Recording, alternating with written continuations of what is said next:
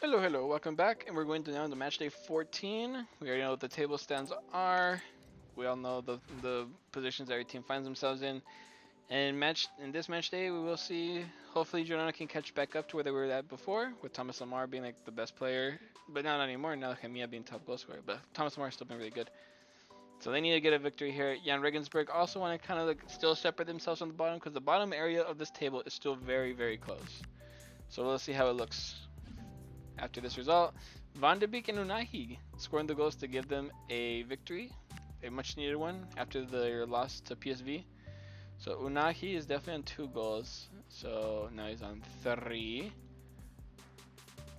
Huge result for the Moroccan. Huge goal for the Moroccan to start off the goal scoring. With then Dietz scoring as well. I think he's a little bit up somewhere, or is he still in the 2 goals area? I think he is probably. Dietz. Where the fuck is he? I know I've wrote his name down before. Or does he only have 1 goal? I don't see him. I know I wrote his, I know he's in here somewhere. Okay, so if I put D, yeah, see. Where the fuck is he at? I don't remember him having more than 1 goal. I dead ass don't. But let's see. Dietz. There he is. Found him. Damn, he's on 3, but now 4. So he scores to make it close for Jan.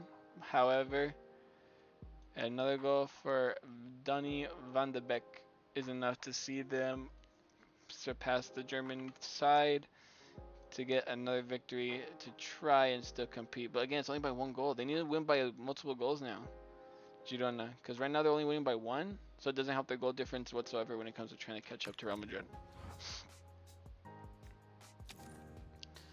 All right, now we have PSV versus Wisla Plock. Let's see if this result can PSV continue their amazing game they had against.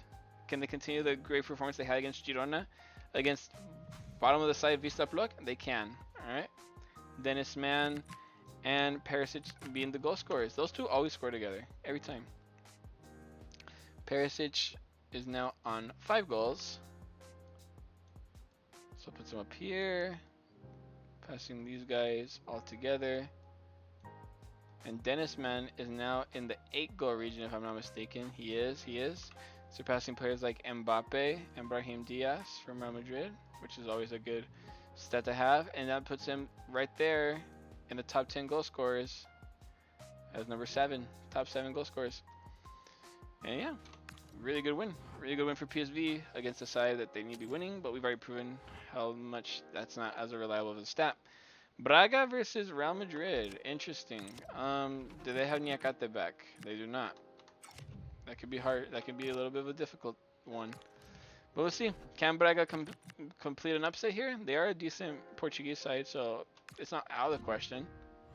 Real Madrid do get the victory with, of course, Vinicius Jr. being the only goal scorer.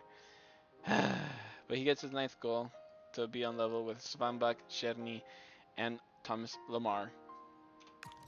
So it's a good 1-0 victory for the Galacticos. And now we go to Barnsley versus Al-Tawoun. Let's see if this game has anything. Oh, actually, we can check on O'Connor. See if he's back any minute or any time. O'Connor, I meant. Alright. Go back here, and while I'm going to click this, I'm going to click the sim while I go charge my phone, and I'm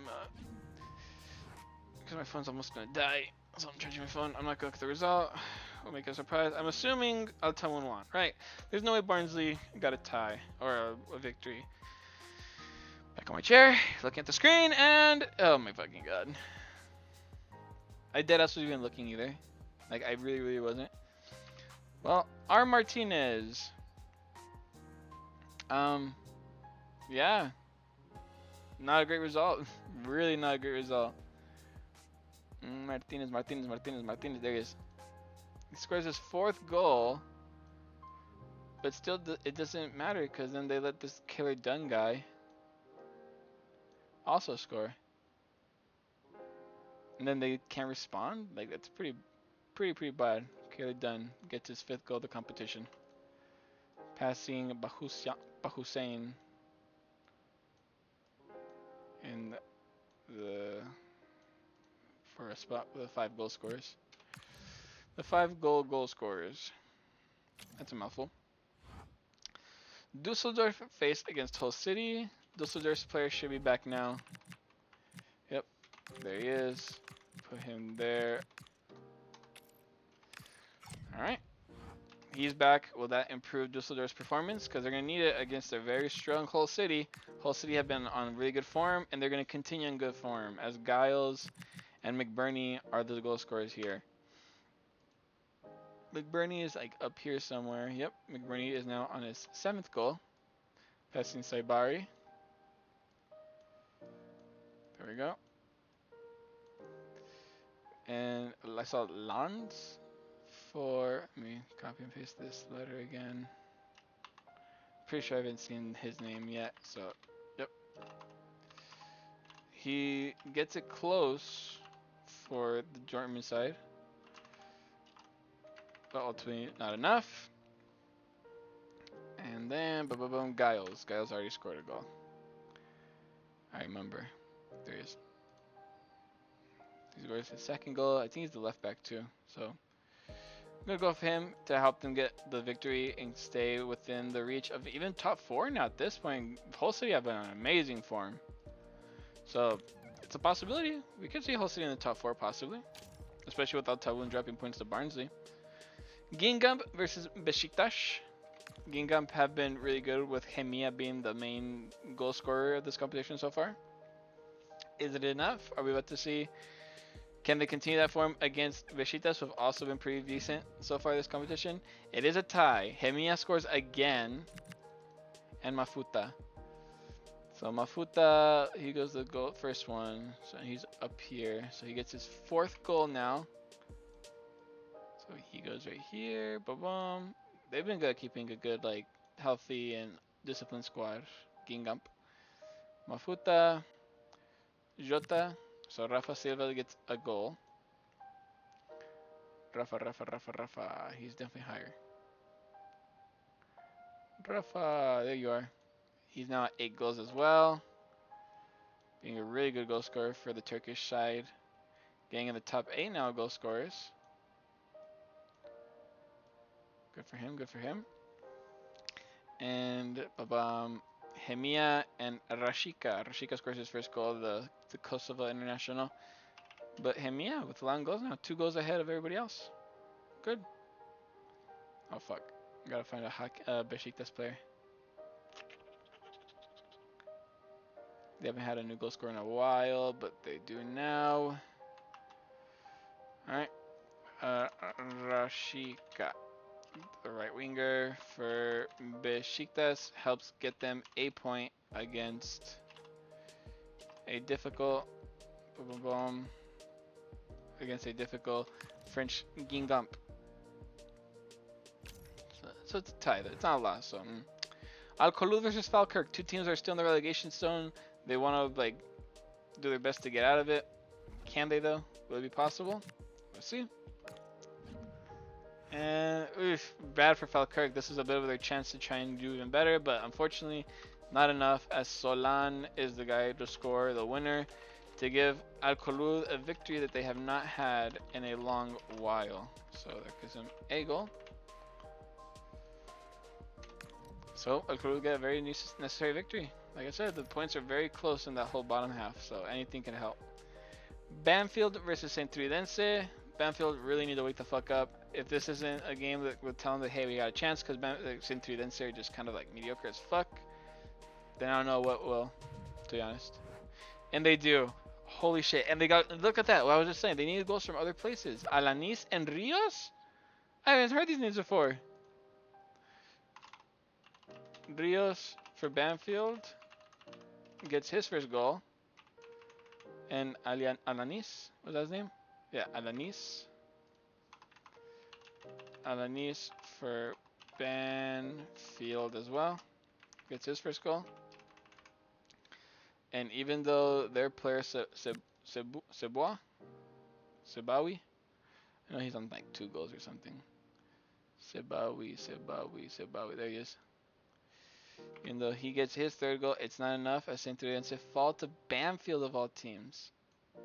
Which now Banfield are in a position to try and get out of their relegation area because now they're on equal points with the rest of the teams that are like from 14th to 19th.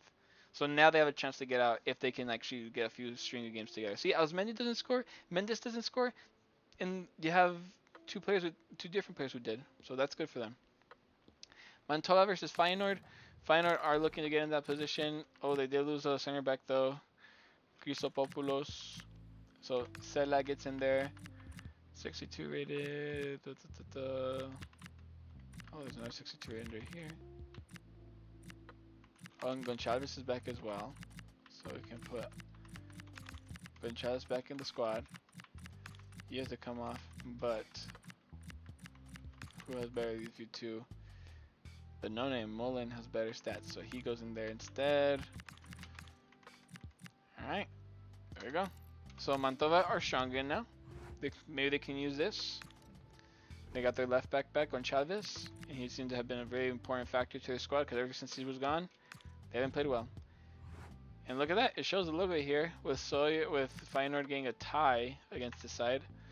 Zuko, the guy I made a joke about earlier, comes in clutch with an early goal to give his side the early lead, but they couldn't hold off long enough as Sawyer is Sauer, or how you pronounce his name. Like to me it'd be Sawyer. I'm just gonna call him Sawyer. I don't give a damn. Sawyer gets another goal to help his team out. I think he's a little bit higher somewhere. I don't know, 5-goal high. Definitely not 5-goal high. Sawyer, there he is. But now he's 5-goal high. So over there. Passes all these guys. There you go. And it's a tie. Again, Feyenoord can be disappointed. They do not want to be in the bottom 8 because at that point it's just a life or death situation. Haken versus Crew Alexandra. Can Haken get a victory here to try and close that gap again at the top 8? Now Feyenoord drop points. They're trying to get away from them. And they can. Svanbak again. Another goal for him. And Holm as well. Holm is like down here. Yep. Gets his second goal of the campaign. Right there. Pushing all these guys down. Holm, and who was the guy score for them? It was Demetrio, right? Demetrio. Well, I can just move him real quick because he's down here somewhere. There he is. He gets his second goal of the campaign. To try and catch up to the 2-goal advantage that Haken had at the time, but it wasn't enough.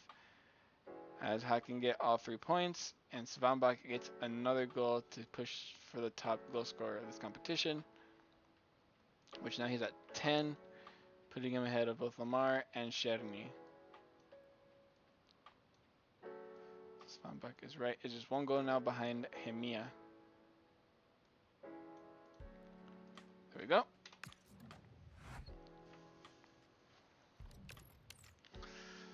And that's going to be it for Matchday 14, I think it was. Yep. So, top 4. Real Madrid, Girona, Besiktas, and PSV make the top 4. With there only being a 3-point gap right here by an 8-point goal difference. So Girona needs to start scoring more than 1 goal a game. Besiktas are still not completely out, even though they tied. But they're still in a really good position. The rest of the top 8 consists of Altavun, Hull City, Guingamp, and Haken. Haken now being able to sneak their way in, passing Feyenoord. Braga. Braga after their really bad game. Feyenoord, Braga, Jan Regensburg, Alcolud now back up. Centuridense, Mantova, Dusseldorf, and Wisla Plock make the middle of the table as Barnsley, Crew Alexandra now, Falkirk, and Banfield all drop down. However, like I said, Banfield have 9 points. So that puts them in a position where if they get another win, they can jump over even fucking Dusseldorf. So they can really get out of the last place spot if they can just finally focus and win. So maybe they'll do it, but it'll have to be a match day 15. See you all there.